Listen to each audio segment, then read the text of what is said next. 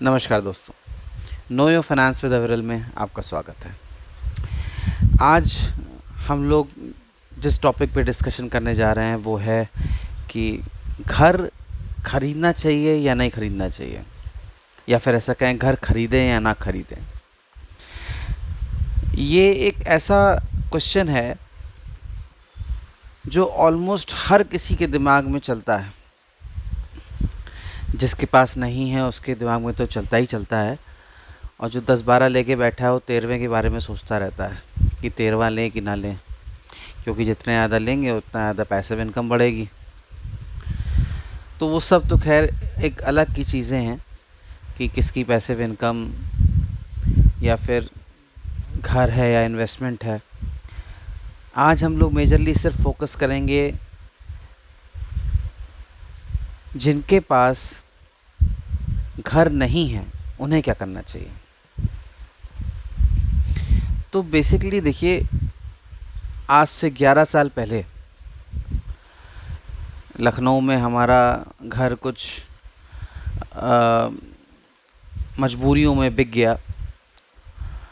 जब मेरे पिताजी वकील थे, जब हमारा घर बिका तो पिताजी को तरह तरह के सजेशंस लोगों ने दिए, जिसमें एक अतरंगी सजेशन ये भी था कि अरे वकील साहब, आप क्यों घर खरीदने के पीछे लगे हैं, आप आराम से जो पैसा आया है उसे एफडी कर दीजिए और कहीं भी मज़े से किराए पे ले करके रहिए घर।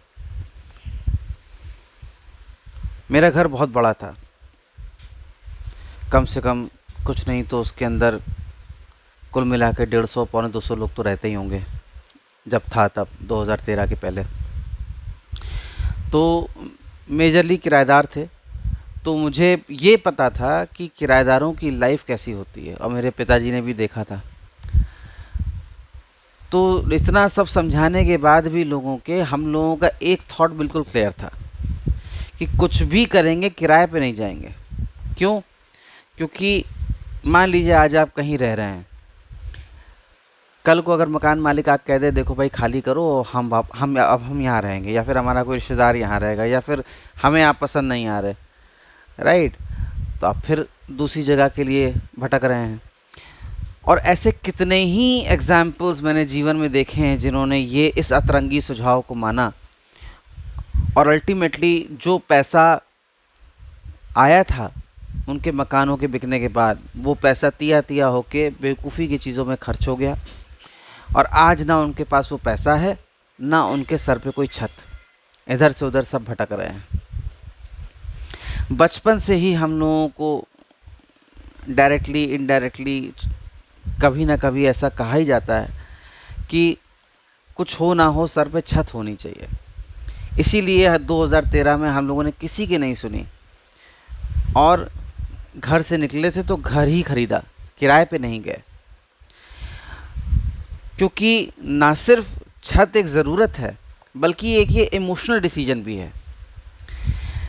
अगर हम अपने भारतीय मूल के लोगों की बात करें तो अपना घर होना एक बहुत बड़ा इमोशनल सेटिस्फैक्शन है कि हाँ, ये मेरा घर है, मुझे कोई इसमें से निकाल नहीं सकता, ये मेरा क्षेत्र है।